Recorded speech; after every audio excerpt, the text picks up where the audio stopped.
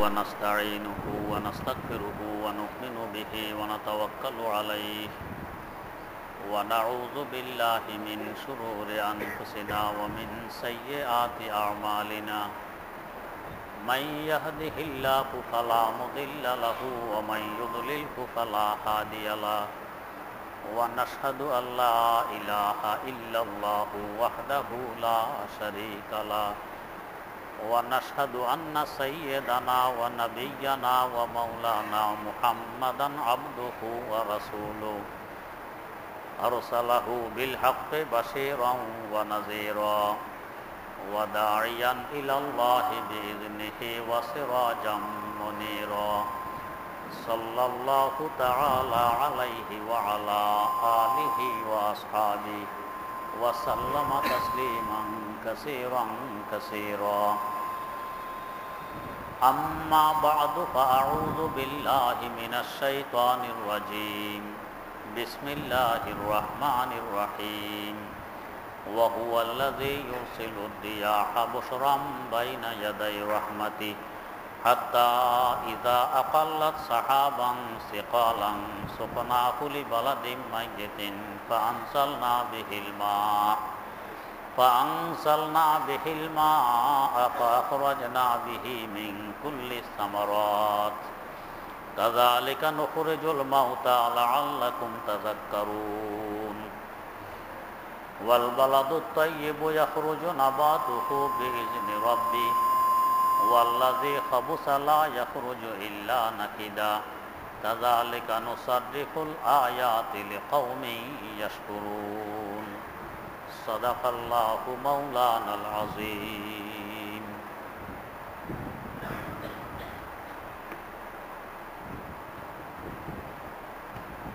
সূরা আরাফের 57 নম্বর আয়াত থেকে তেলাওয়াত করা হয়েছে।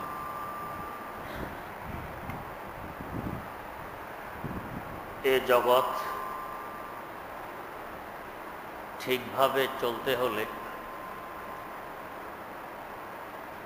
কিছু রুহানি নিজাম আর কিছু জিসমানি নিজাম, কিছু বাহ্যিক নিয়ম নীতি, দৃশ্যমান নিয়ম নীতি আর কিছু অদৃশ্যমান নিয়ম নীতি লাগে। দুইটার সমন্বয়ে এই জগৎ চলে, না হয় এই জগৎ অচল।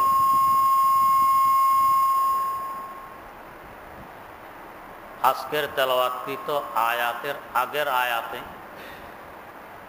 অদৃশ্য নিয়ম নীতি আর অদৃশ্য এনার্জি এবং শক্তি সম্পর্কে আলোচনা ছিল।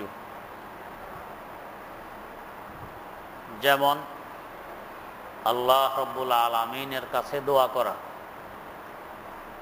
আল্লাহ রব্বুল আলামিনের কাছে ধন্না দেয়া, তার দরবারে দরখাস্ত পেশ করা, এগুলো ছিল অদৃশ্য নিয়ম নীতি। এর বরকতে আল্লাহ রাব্বুল আলামিন আমাদের থাকা, খাওয়া, পড়া এবং রিজিকের ব্যবস্থা করেন, সুখ শান্তির ব্যবস্থা করেন। আজকের পাঠিত আয়াতে দৃশ্যমান শক্তি, দৃশ্যমান নিয়ম নীতি সম্পর্কে আলোচনা। আল্লাহ রাব্বুল আলামিন বলেন যে আমি তো ওই সত্তা, যে সত্তা ইউরসিলুর রিয়াহা বশরাম বাইনা ইয়াদাই রহমাতি, আমার রহমত পাঠানোর পূর্বে সুসংবাদ নিয়ে প্রথমে বাতাস পাঠাই দেই। বাতাস,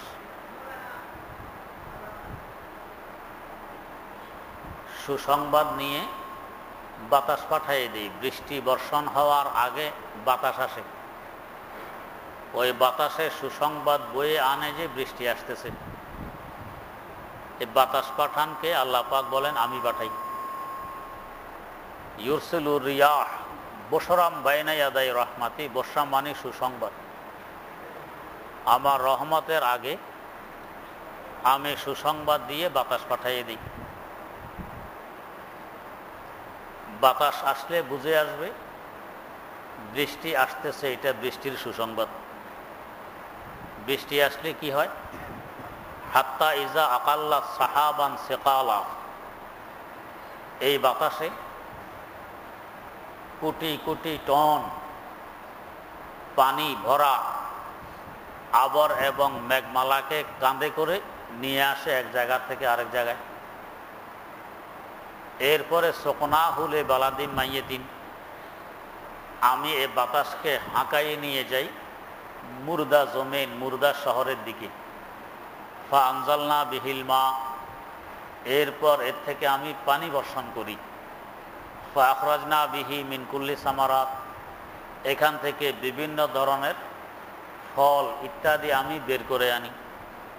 কাযালিকা নুখরিজুল মাউতা লাআল্লাকুম তাযাক্কারুন, এভাবে আমি কিয়ামতের দিবস মুর্দাদেরকেও জিন্দা করব যাতে তোমরা শিক্ষা গ্রহণ করতে পারো। ওয়াল বালাদুত তাইয়্যিব ইয়াখরুজু নাবাতুহু বিইজনি রাব্বি, যে সমস্ত এলাকা, যে সমস্ত বস্তি উর্বর ভালো, সেখানে বৃষ্টি হলে সেখান থেকে বিভিন্ন ধরনের সবজি গাছগাছালি উদিত হয়। আর ওয়াল্লাযী খাবুসা, আর যে জমিন ভালো নয়, উর্বর নয়, লা ইয়াখরুজু ইল্লা নাকিদা, সেখান থেকে হয়তো কোনো গাছগাছালি শাকসবজি উদিত হয় না, আর হইলেও সামান্য। কাযালিকা নুসাররিফুল আয়াতি লিকাওমি ইয়াশকুরুন, এভাবে আমি আমার নিদর্শনগুলোকে বিভিন্ন প্রকারে বারবার তোমাদের সামনে তুলে ধরতেছি যাতে তোমরা এগুলো মানতে পারো। এ তো গেল আয়াতের অনুবাদ। আল্লাহ রাব্বুল আলামিনের নীতি, বৃষ্টির আগে একটু বাতাস পাঠাইয়ে দেন, কখনো জোরসোরে কখনো ধীরে ধীরে। ধীর গতিতে বাতাস অথবা জোরসোরে বাতাস আসে। বৃষ্টির আগের বাতাসটি তুলনামূলক ঠান্ডা হয়। ঠান্ডা বাতাস আসলে বুঝতে হবে পিছনে বৃষ্টি আসে, বৃষ্টি আসতেছে, বাতাসটা সুসংবাদ বহন করে। তো বাতাস ছাড়া এমনও তো বৃষ্টি দিতে পারেন, আগে কেন বাতাস পাঠান? এর কতগুলো রহস্য রয়ে গেছে। একটি রহস্য হইল, অনেক কিছু আছে এগুলো বৃষ্টিতে ভিজলে নষ্ট হয়ে যায়। তাই বৃষ্টি আসে আসে ভাব হইলে আমরা বহু সামান ঘরে নিয়ে আসি, এগুলো বৃষ্টিতে নষ্ট হবে। যেমন ধরেন তুলা যদি বৃষ্টিতে ভিজে এটা নষ্ট হবে। ধান, গম, চাল এগুলো রোদ্রে দিলাম শুকাইতে, বৃষ্টি আসতেছে, ঘরে আনলাম না, বৃষ্টিতে ভিজলো, এগুলো নষ্ট হবে। কাপড় চোপড়, এমনকি আমরা নিজেরাও, আমরা যদি অধিক সময় বৃষ্টিতে ভিজি তো আমাদেরও ক্ষতি হয়।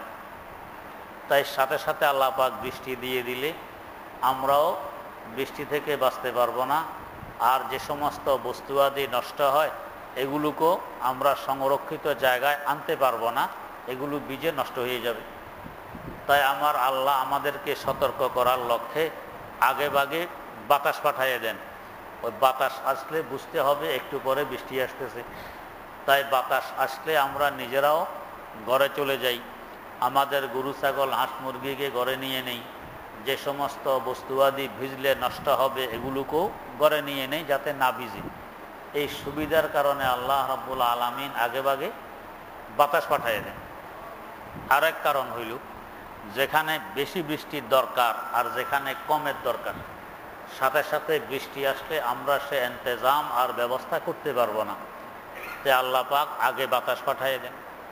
দেখবেন যারা সাধারণত সবজির চাষ করে বর্ষাকালে, তো লোল কাটে, মাঝে মাঝে একটু একটু ড্রেনের মতো থাকে, আর মাঝে মাঝে উঁচু জায়গা রাখে, এখানে সবজি রোপণ করে। বর্ষাকালে যে শুধু বৃষ্টি হইতে থাকে, এগুলোর গোড়ায় চিপা লেগে পচে যায়, সবজিগুলো নষ্ট হবে। তাই উপরে করে কি, অনেক সময় প্লাস্টিকের কাগজ বা অন্য কিছু ব্যবহার করে যাতে এখানে বৃষ্টি পড়তে না পারে। তো যদি আগে আল্লাহ পাক বাতাস না পাঠাইতেন তাহলে প্লাস্টিকের কাগজ দেওয়ার আগে আগে বৃষ্টি হয়ে যেত, সবজিগুলো পচে নষ্ট হয়ে যেত। আল্লাহ পাক আগে বাতাস পাঠিয়ে দেন, তাই আমরা আগে এগুলোকে সংরক্ষণ করতে পারি, এখন আর গোড়া পচবে না। এই ব্যবস্থাগুলো ঠিকঠাক করার উদ্দেশ্যে আল্লাহ পাক আগে ভাগে বাতাস পাঠিয়ে দেন।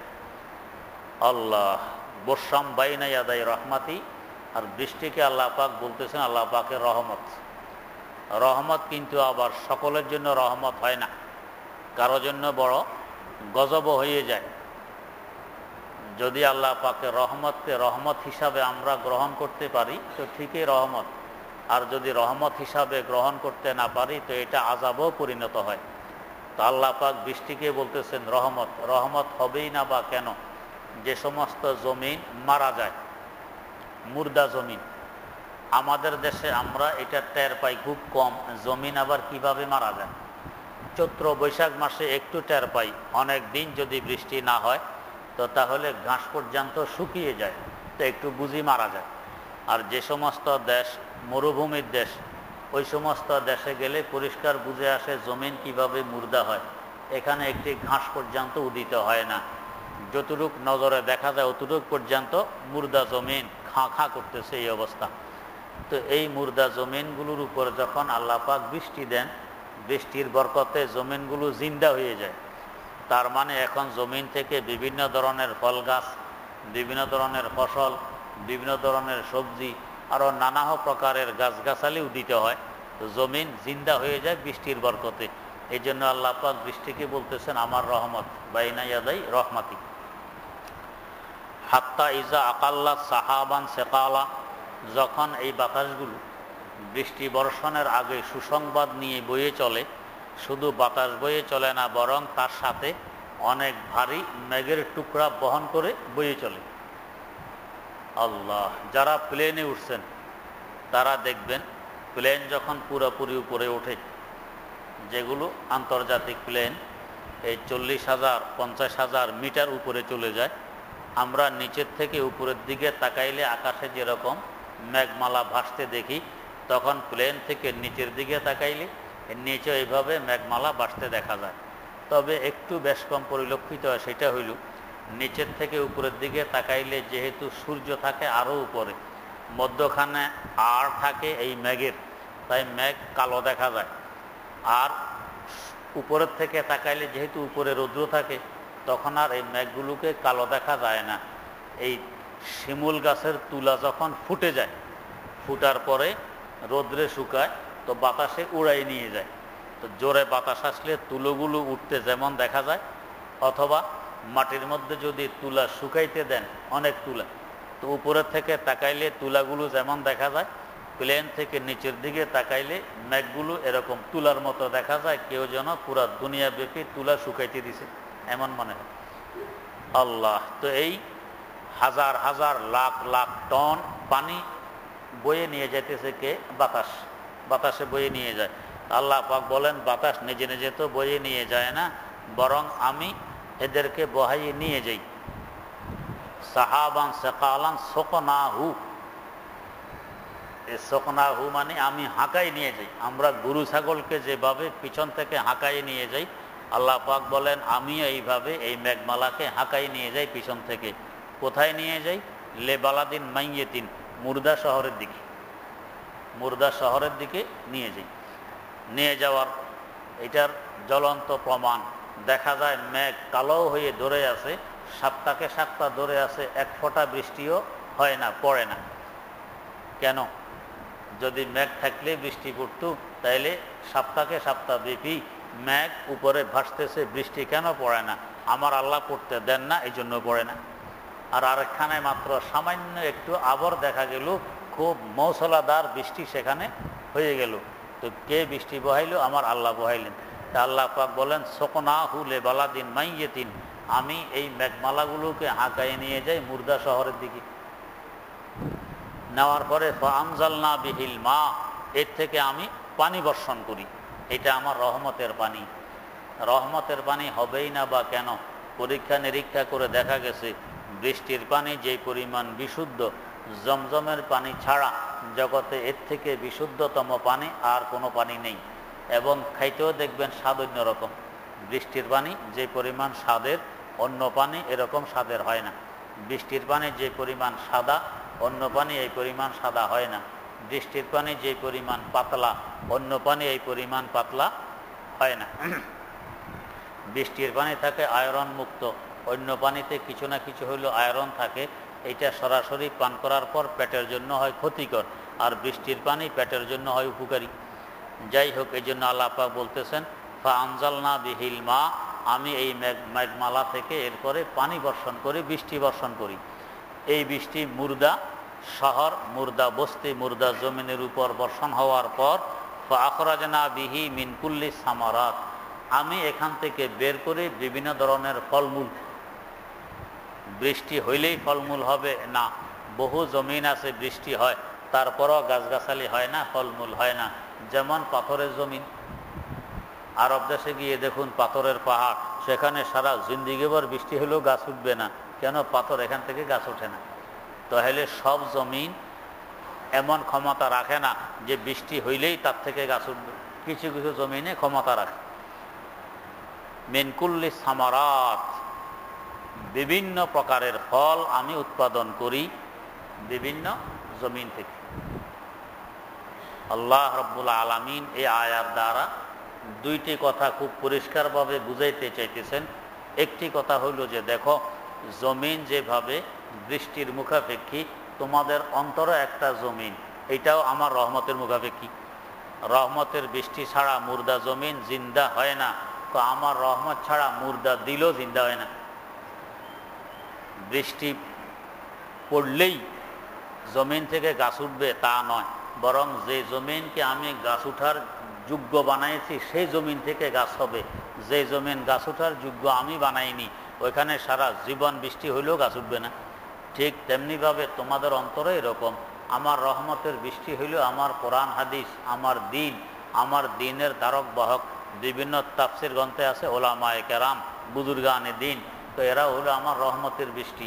এদের কাছে গেলে তোমার অন্তর যদি উর্বর হয়, তাহলে অন্তরে এদের আসরার প্রভাব গ্রহণ করবে, তোমার অন্তরও জিন্দা হবে। তোমার এই অন্তর উসিলে আরো হাজার মুর্দা অন্তর জিন্দা হবে।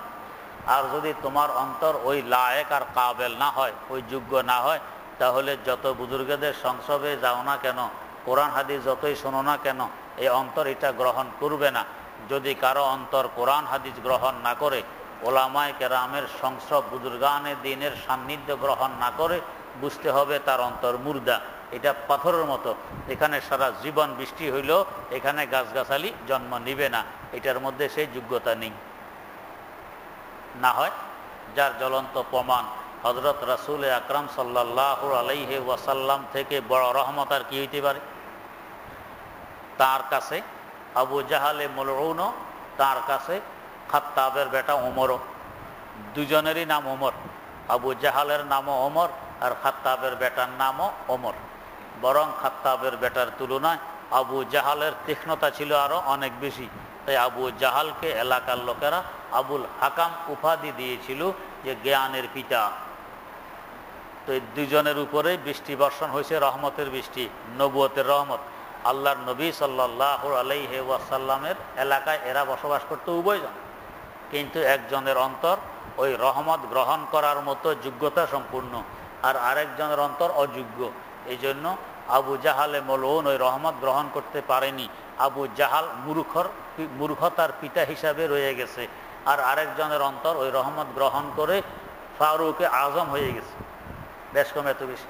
তো বোঝা যায় কোরআন ও হাদিসের মতো রহমত, কোরআন হাদিসের ধারক বাহক ওলামায়ে কেরামের মতো রহমত পাওয়ার পরেও যদি কারো দিল এটা কবুল না করে, তো বুঝতে হবে দিল এটা মুর্দা, এটা পাথরের ন্যায় শক্ত, এইটা রহমত কবুল করলো না, এটা হেদায়েত পাইল না।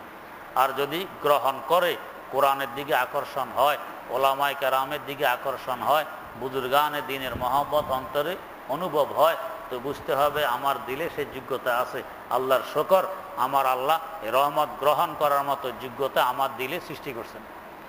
তো আল্লাহ রাব্বুল আলামিন প্রথম তো বুঝাইতে চাইলেন যে যেরকমভাবে মুর্দা জমিন জিন্দা হয় রহমতের বৃষ্টিতে, এরকমভাবে মুর্দা দিল জিন্দা হয় আমার কোরআন ও হাদিস আর কোরআন হাদিসের ধারক বাহকদের রহমতের বৃষ্টিতে। 2 নম্বর কথা, তো জমিন মুর্দা, বৃষ্টি হওয়ার পরে এটা জিন্দা হয়, তার ভিতর থেকে গাছগাছালি আস্তে আস্তে গ্যাস গজায় ওঠে, এরপরে বিশাল আকার ধারণ করে। ঠিক তেমনিভাবে এই জগতের মানুষগুলো কিয়ামতের দিবস সব যখন মারা যাবে, হাদিস শরীফে আছে প্রথম এক সিংহের ফুঁকে সব মানুষ মারা যাবে। মারা যাওয়ার পর দীর্ঘ 40 বছর এই অবস্থায় থাকবে, কোনো প্রাণী এই জগতে থাকবে না। তো এই 40 বছর মুসালসাল ধারাবাহিকভাবে শুধু বৃষ্টি হতে থাকবে, 40 বছর যাবৎ শুধু বৃষ্টি। 40 বছর পর হযরত ইসরাফিল আলাইহিস সালাম আরেকবার সিংহা ফুঁক দিবেন। প্রথম সিংহা ফুঁকে ইসরাফিল আলাইহিস সালাম নিজেও মারা যাবেন, উনিও থাকবেন না। 40 বছর পর আল্লাহ পাক ওনাকে জিন্দা করবেন, এরপর উনি আবার সিংহা ফুঁক দিবেন। উনি সিংহা ফুঁক দিলে এই গাছগাছালি যেভাবে জমিনের নিচ থেকে আস্তে আস্তে গ্যাস দিয়ে গজিয়ে উঠে, এই মানুষগুলোও জমিনের নিচ থেকে গ্যাস দিয়ে গজিয়ে উঠবে। এই দীর্ঘ 40 বছরের বৃষ্টিতে এই মানুষ, হায়াওয়ান, জানোয়ার, গরু, ছাগল যত আছে জীব জানোয়ার, এই সবগুলোর জেসেমার বডি ওই বৃষ্টির কারণে ঠিক হয়ে যাবে। আল্লাহ পাকের রহমতের বৃষ্টি, এই যে সমস্ত বডি পচে গলে মাটি হয়ে গিয়েছিল এগুলোকে আবার বডির আকার দিতে পারবে এই বৃষ্টি। তো আল্লাহ রাব্বুল আলামিন বুঝাইতে চান, তো এখনো তোমাদের সামনে মুর্দা জমিন, এই জমিনের মধ্যে তোমরা বীজ বপন করনি, চাষাবাদ করনি, এই জমিন মুর্দা দেখা যায়, একটা ঘাস পর্যন্ত নাই। বৃষ্টি হওয়ার পরে এই চাষাবাদ ছাড়াই জমিনের নিচ থেকে গাছগাছালি গজিয়ে ওঠে, 2-4 দিন পরে সবুজ শ্যামল হয়ে যায়। এই মুর্দা জমিনকে আমি যেভাবে জিন্দা করতে পারি, এই মুর্দা মানুষগুলোকেও কিয়ামতের দিবস আমি এভাবে জিন্দা করতে পারি। তা আল্লাহ রাব্বুল আলামিন এই মুর্দা জমিন দিয়ে মুর্দা মানুষকে যে জিন্দা করবেন ওটা বুঝাইতে চাইছেন এই আয়াত দিয়ে। তাই আগে বলতেছেন কাযালিকা নুখরিজুল মাউতা লাআল্লাকুম তাযাক্কারুন, আমি এইভাবে মুর্দাদেরকে জমিন থেকে বের করব। আমি এই দলিল পেশ করলাম কেন? লাআল্লাকুম তাযাক্কারুন, যাতে তোমরা শিক্ষা গ্রহণ করতে পারো যে এই মুর্দা মানুষগুলো যারা হাজার হাজার লাখ লাখ বছর আগে মারা গেছে, মাটিতে মিশে গেছে, চিহ্ন পর্যন্ত নেই, এদেরকে আবার জিন্দা আল্লাহ পাক করবেন কিভাবে? আল্লাহ পাক বলেন, যেভাবে মুর্দা জমিনকে জিন্দা করি এভাবে মুর্দা মানুষকেও জিন্দা করবে। ওয়াল বালাদু তাইয়্যিবু ইয়াখরুজু নাবাতুহু বিইজনি রাব্বি, কিছু কিছু শহর বন্দর, কিছু বস্তি গ্রামগঞ্জ, কিছু এলাকা এমন আছে যেগুলোর মধ্যে উর্বরতা আছে, মাটির মধ্যে সেই যোগ্যতা আল্লাহ পাক দিয়ে সৃষ্টি করেছেন।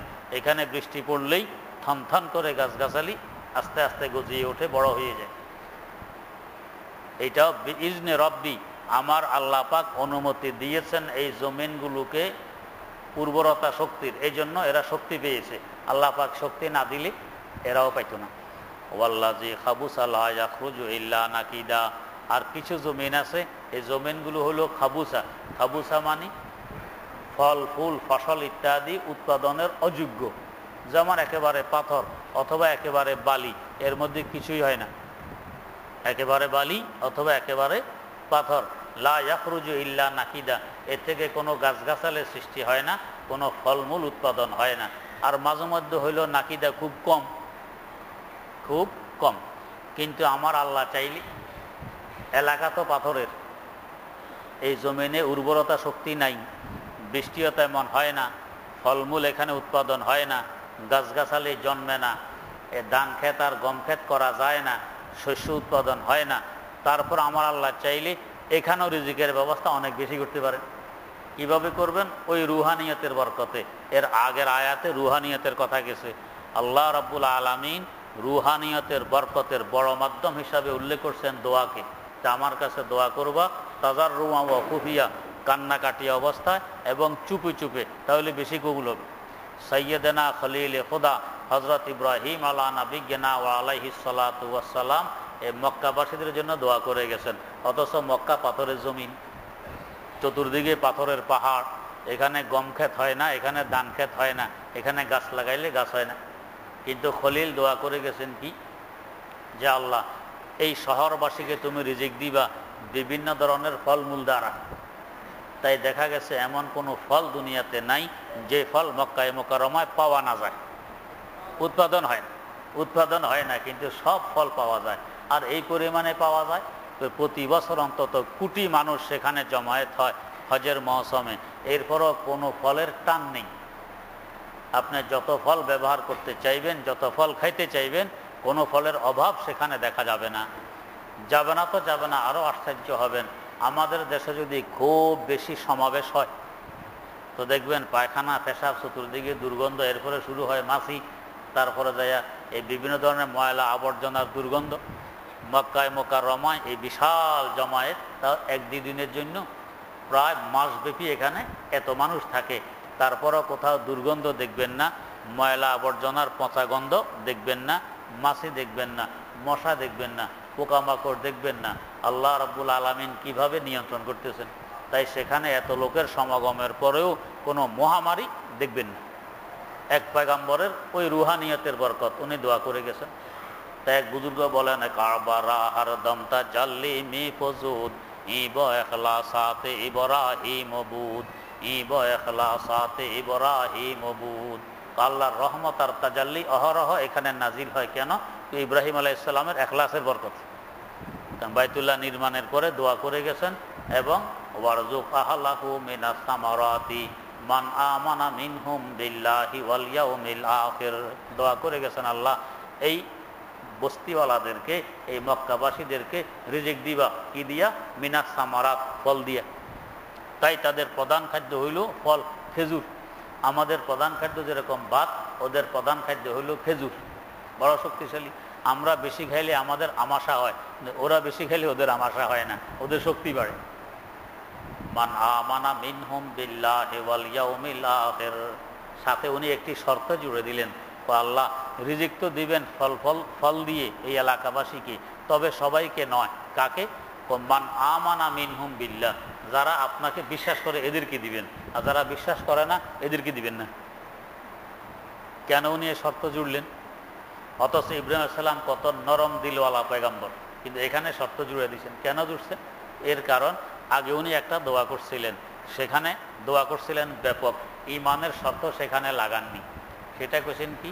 আল্লাহ রাব্বুল আলামিন বলতেছেন, ও খলিল, আমি আপনাকে পরীক্ষা করেছি, আপনি পরীক্ষায় উত্তীর্ণ হয়েছেন, তাই আমি আপনাকে পুরা জগৎবাসীর পথ প্রদর্শক বানাই দিলাম। এই কথা শোনার পর ইব্রাহিম আলাইহিস সালাম বলেন যে এই নেয়ামতটা শুধু আমিই পাবো, আর আমার পরে আমার যে সমস্ত নসল, আমার যে সমস্ত নিউ জেনারেশন, আমার বংশধররা আসবে, হেরা পাবে না। এটা কেমন কথা?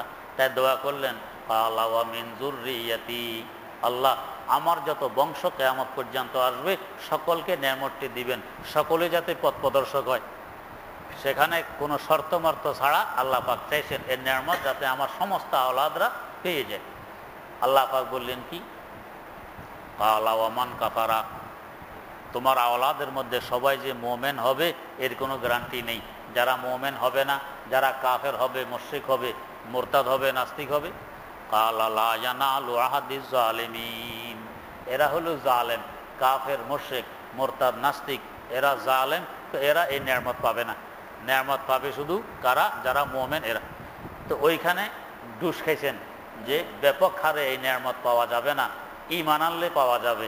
এই জন্য পরবর্তীতে রিজিকের দোয়ার সময় ওই হুঁশ এখানে ব্যবহার করতেছেন, আল্লাহ রিজিক তো দিবেন ফল দ্বারা, তবে সকলকে নয়। কাকে? মান আমানা মিনহুম বিল্লাহি ওয়াল ইয়াউমিল আখির, আল্লাহ যারা আপনাকে বিশ্বাস করে, যারা কিয়ামতকে বিশ্বাস করে এদেরকে দিবেন। এখানে শর্ত জুড়ে দিলেন, কিন্তু আল্লাহ রাব্বুল আলামিন এখানেও বললেন যে খলিল, এখানেও দোয়া ঠিক হয়নি। ক্বালা ওয়া মান কাফারা ফাউমাত্তিউহু কালিলা, ও খলিল, যারা কাফের হবে, যারা আমাকে মানবে না, যারা মুশরিক হবে, মুরতাদ হবে, নাস্তিক হবে, তো এদেরকে আমি রিজিক দিব, তবে কম। ফাউমাত্তিউহু কালিলা, কালিল মানে কম। এখন প্রশ্ন, তো আমরা দেখি কাফের মুশরিকের কাছে রিজিক আরও বেশি, সম্পদ আরও বেশি, আল্লাহ কয় কম দিব, তো বেশি না দিই। এটা আমাদের দৃষ্টিতে বেশি লাগে, কিন্তু আমার আল্লাহর দৃষ্টিতে দেয়া অনেক কম। হাদিস শরীফে আছে, ইন্নামা দুনিয়া ওয়ামা ফিহা কালিল, পুরা দুনিয়া আর দুনিয়ার মধ্যে যা কিছু আছে এ সব মিলাইলেও এটা কম, আখিরাতের তুলনায় এটা বড় কম। একদিন হযরত ইমাম হাসান রাদিয়াল্লাহু তাআলা আনহু, রাসূল আকরাম সাল্লাল্লাহু আলাইহি ওয়াসাল্লামের নাতি হযরত হাসান, খুব শাহী ঠাট বাটে ঘোড়ার পিঠে সাওয়ার হয়ে যাইতেছেন। যুবক মানুষ, আর সৌন্দর্যের কোনো অভাব নেই, সুন্দর যুবক মানুষ ঘোড়ার পিঠে সাওয়ার, দোজাহানের বাদশার নাতি শেরে খোদা আলী মুরতাজা রাদিয়াল্লাহু তাআলা আনহুর ছেলে ফাতেমাত জোহরা রাদিয়াল্লাহু তাআলা আনহার ছেলে ঘোড়ার পিঠে যেতেছেন, কি রৌনক, কি শান শওকতে যেতেছেন। এই অবস্থায় দেখে একজন বলতেছেন, তো আপনার নানাই তো বলছেন আর দুনিয়া সিজনুল মুমিন জান্নাতুল কাফের, দুনিয়া হলো মুমিনদের জন্য জেলখানা, কাফেরদের জন্য জান্নাত, কিন্তু আপনাকে তো এখানে মনে হয় যেন কি ঠাটবাট অবস্থা, এটা তো জেলখানার মতো চলাচ্ছিল। তো জবাব দিয়েছেন, আখিরাতে আল্লাহ পাক আমাদেরকে যা দিবেন ওই তুলনায় এটা জেলখানার মতো কি। আখিরাতে যা দিবেন এটার তুলনা এটার কোনো মূল্য আছে, কোনো ভ্যালু আছে? আখিরাতে থেকে কোটি কোটি গুণ বেশি দিবেন, এই হিসাবে এটা অনেক কম। তো আল্লাহ রাব্বুল আলামিন এদেরকে সম্পদ বেশি দিতেছেন দেখা যায়, কিন্তু আখিরাতের তুলনায় মুমিনদেরকে যে পরিমাণ দিবেন এর থেকে এটা অনেক কম। এই জন্য দুনিয়ার মধ্যে যা কিছু আছে এটা অনেক কম। কি পরিমাণ কম? একটি হাদিস আছে, লাউ কানাতিদ দুনিয়া ইনদাল্লাহি জানাহা বাউদাতিন মা সাকা কাফিরাম মিনহা শারবাতামা। তো পুরা দুনিয়া যদি আমার আল্লাহর দৃষ্টিতে একটি মশার পাখা পরিমাণ হইত। মশার পাখা কিন্তু দেখা যায় না, মাছির পাখা দেখা যায়, কিন্তু মশার পাখা দেখা যায় না, এত ছোট। তো এত ছোট একটি মশার পাখা পরিমাণ যদি মূল্য রাখতো পুরা দুনিয়া, তা মশার পাখার কোনো মূল্য আছে? পাখা দূরের কথা, পুরা মশারও তো তেমন মূল্য নাই। মশা যদি 1 কেজিকেও নিয়ে আসে 10 টাকা দিয়ে কিনবেন নি? 10 টাকায় কিনবেন না, মূল্য নেই। আর একখান পাখা কোনো মূল্য নাই, এত তুচ্ছ। তো আমার আল্লাহর দৃষ্টিতে যদি এই পুরা দুনিয়া একটি মশার পাখা পরিমাণও মূল্য রাখতো, তাহলে কোনো কাফেরকে 1 ফোঁটা পানি পান করার অনুমতি দিতেন না। মানে এর থেকেও এটা তুচ্ছ পুরা দুনিয়া। তাহলে কোনো কাফের যদি পুরা দুনিয়া পাওয়া যায়, তাহলে মশার পাখা পরিমাণ তো পাই নেই, আরো কম পাইছি। তো এইটা কি? এটা খুব কম।